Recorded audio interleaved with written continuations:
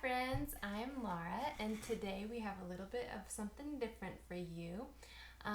We are going to talk some about Alive Camp, which is coming up soon, and some about what Alive Camp is going to look like. So I have my dog here. If you want to come up here, Cozy, come on. She's here to join us today. Hi, Cozy. High five for you. Thanks for joining us on the show. Today we're talking about Alive Camp being a little different because we are not going to have Alive Camp at the church building or at the park. We were planning on having it in person and everybody being together, and it would be really fun, but because that's not super safe right now, we are going to have Alive Camp at home, which means if you're home right now, that's where Alive Camp will be this year. It's for 4 years old through 8th graders, and what you can do is go to foschurch.com, click events, click kids, sign up for it, and then what we're going to do at Alive is on June 1st, the day that Alive was going to be, you are going to get a video sent to you by email. That video is going to include songs and a story, and then after that you're going to have access to several YouTube links, and each of those links is a different skill to learn or hobby or something fun that you might like to do. Maybe we'll do something about training your dog. Maybe there'll be one about juggling. Maybe there'll be one about soccer or anything that might be of interest to you. So there'll be lots of different videos. Usually at Alive Camp, you can just choose one sport or one hobby to do, like cookie decorating. But this time, you can watch all of them if you want. So it's just going to be one video on one day, but then lots of different things to watch and enjoy during that week. But the reason you need to sign up online is we want to give you a goodie bag, and that is going to be available before Alive to those who signed up. So, sign up, foschurch.com. If you are a parent watching this or an older brother or sister who is middle school, high school, and you want to help out, students and adults from FOS, we would love it if you would volunteer. You can adopt a camper, so that means that you would have a camper that you would pray for during the week and write a note to. You can do one of our breakout videos if you have a skill that you can teach, like maybe gardening, that's what we're doing today, or juggling, or card tricks, or how to jump rope, or what else would be a good trick to do, Cozy?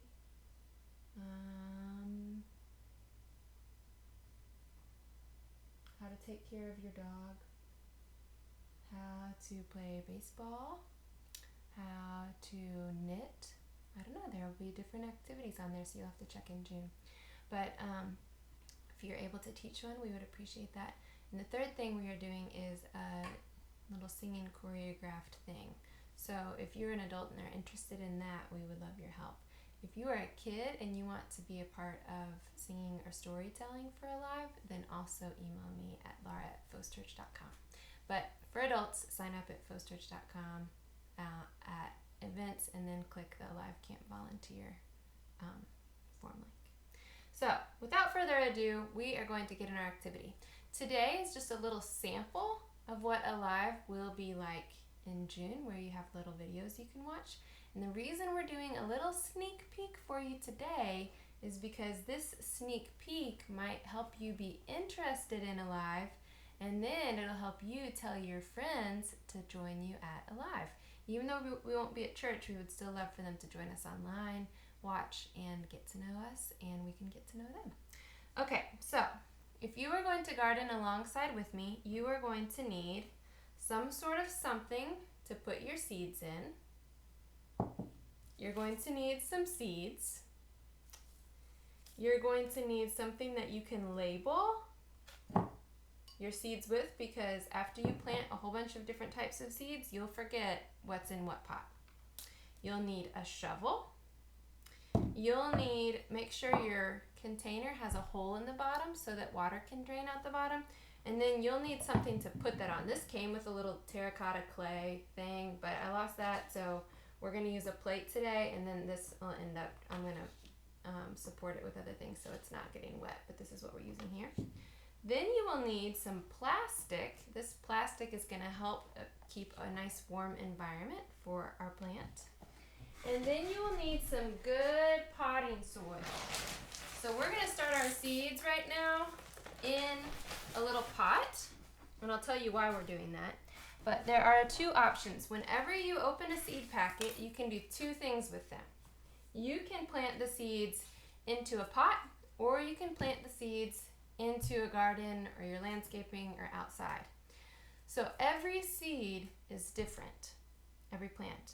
And each seed has different preferences for what it likes. So we're going to read about the seed so we know what it likes. It is lavender. So I'm reading on here, that's what we're going to grow. I printed out a picture. You can see what it will one day look like. How would it go? Up like this. It has purple flowers on it. It says that there is a minimum of 50 seeds in here. It says that it grows 12 to 18 inches tall. So this is 12 inches. So plus 6 more inches would be 18. It says it's a perennial, which means that it'll bloom, and then next year it'll bloom again, and it'll keep blooming every year. If it's an annual, that means it blooms once, and then it's gone. It's done. Annual is just one time. Also on here, it has instructions on the back for what these seeds like. It says, transplant is recommended. So, transplant being recommended means that it would prefer a nice, warm, cozy environment in a pot before we just go introduce it to the great big wide world outside. So, to get started, first what we're going to do is we are going to clean our container. You may have a brand new pot at home, but this is not a brand new pot for me, and so other things have grown and lived in this before. So I just got some water on a paper towel, and I'm going to clean this out. I cleaned it out some earlier, but I'm going to clean this out to make sure that there is no bacteria or fungus or anything inside of this pot, because look, it was dirty. Because what's going to happen is if there's bacteria in here, then that could get in the way of our little plant thriving. And what we want to do is create a really good environment for our plant. Let's see, next step, soil. The next step is we're going to take soil. This is a good potting mix. It has some compost, which has a whole bunch of nutrients in it. And I'm doing this indoors. I would recommend doing it outside rather than right in front of your computer like I'm doing. And I'm dumping my soil in the pot. Dump, dump. It's already all over. I'm going to see if I can tilt this down. Nope, can't quite see. Never mind, I was trying to let you see. And then dump another scoop of potting soil. This is getting everywhere. Can you see? Ah, got on the floor. Okay, so we're getting the soil. My dog's eating it on the ground. Okay, we're getting the soil in the pot. Put the shovel in there. And now I have soil filling up my pot. I'm going to kind of pat it down to make sure there's not any air bubbles in there. And the next thing that a plant needs, I'm going to need a vacuum. Okay, this is why you should do this outside. The next thing that a plant needs, you might know this from school. It needs a good environment, so it needs good soil. If you read in the Bible the parable about all these different seeds being planted in different environments, you will know that the environment something is planted in matters a ton. Because it talks about seeds that are planted in the Bible that are planted where there are thorns and roots that can get at the seeds and take over. It talks about how, actually, I'm going to read this parable to you because I think that would be helpful for us. It's called the parable of the seeds. And Jesus shared it, and the reason that Jesus shared it was because, let me see here, is because he was trying to teach people about the different environment that things can grow in. It says, that same day, Jesus went out of the house and sat by the lake. Such large crowds gathered around him that he got into a boat and sat in it, while all the people stood on the shore. Then he told them many things in parables, saying, sorry, my dog's listening. She has dirt on her head. It says, a farmer went out to sow his seed. We're the farmer. As he was scattering the seed, some fell along the path, and the birds came and ate it up. Some fell on rocky places where it did not have much soil. It sprang up quickly because the soil was shallow, but when the sun came, the plants were scorched and they withered because they had no root. Other seed fell among thorns, which grew up and choked the plants. Still other seed fell on good soil where it produced a crop, 160 or 30 times what was sown. Whoever has ears, let them hear. And later Jesus talks about what that parable means. He says, listen to what the parable of the sower means. When anyone hears the message about the kingdom and does not understand it, the evil one comes and snatches away what was sown in their heart. That is the seed sown along the path. The seed falling on rocky ground refers to someone who hears the word and at once receives it with joy, but since they have no root, they last only a short time. When trouble or persecution comes because of the word, they quickly fall away. The seed falling among the thorns refers to someone who hears the word, but the worries of this life and the deceitfulness of wealth choke the word, making it unfruitful. But the seed falling on good soil refers to someone who hears the word and understands it. This is the one who produces a crop, yielding 160 or 30 times what was sown. And I hope when you listen to God's word that you have a heart that can hear and listen and process what you learn, so that God can use it to produce more and more and more people that know about him.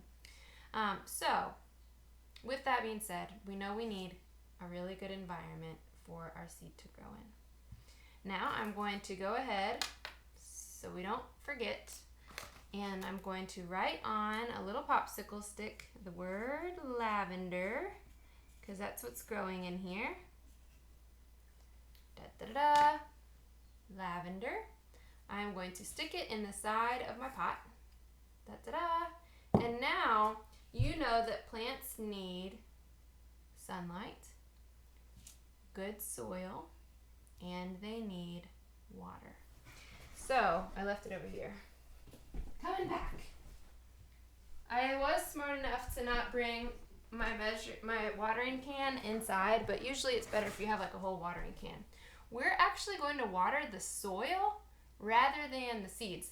These seeds that you're going to see are so little bitty tiny that if you water them after, they can get moved around a lot in there. So I'm going to just spray my soil. It's already somewhat wet already anyhow, but I'm spraying. Don't do this inside. Do this outside. This is not a good example. So now the soil is wet. I'm going to water this more later. Ideally, you would even put your soil in a bucket and then you would spray some water in there and mix it all around so it's just good, not sopping wet, but it's just moist soil. So now for my favorite part, we're going to open up these seeds and we're going to look at them. And you're going to be amazed, because whenever I open a seed packet, I am amazed as to how little itty bitty tiny these seeds are, and as to how amazing it is that these seeds produce something. Okay, I'm going to see if I can show you this on the camera. Do you see how little itty bitty these guys are? This in my hand, I'm holding 4 seeds. That's like 4 whole lavender plants. That's nuts. Okay, so I'm going to set them down here. They just look like little pieces of dirt. And now, on the seed packet, it says these need to be planted 1/8 of an inch down. You can use your finger, or you can use a little tool to I'm going to plant 4 in here since I got 4 out. Da-da-da, I have 4 little holes in there. And now I'm going to put 4 little seeds in 4 little holes. Seed. Can't even hardly hold the seed. Seed. So little tiny itty bitty. Seed. Seed. And got some dirt on my little piece of paper, so I'll put that in there. Now we're just going to cover them up with just a little tiny bit of soil. Now, what you were probably wondering about is the plastic wrap. The plastic wrap is going to serve as like a little humidifier. It's going to keep all of the soil moist and warm. Mostly moist. So it's going to look like this. Now, some seeds do not need light until they've sprouted, but lavender does good with a little bit of light. So I am going to put this underneath of a little bit of light in a warm area in my home. If you have like a heat mat and your family does seeds inside, that's great. If not, this will do. You just want to make sure that it's warm, that it stays moist. Don't over soak it, but if the soil gets dry, you can give it a little more water. And then you're just going to watch and wait. Once the seeds grow some and the plants get a little bit bigger, you can move them to other pots. Or since it's already probably past our last frost of the year, when this grows big enough, a few inches or something, you can find a spot outside and plant it outside. Pretty cool, pretty exciting. And so those little tiny baby seeds are going to become, can you see that? Lavender. You can eat lavender. I wouldn't recommend it. Make sure you know where it comes from. But that's our class for today. I hope you enjoyed it. I hope you are excited for a live camp, and hope you invite your friends, and I hope you sign up to come. And I'll see you soon. Bye-bye.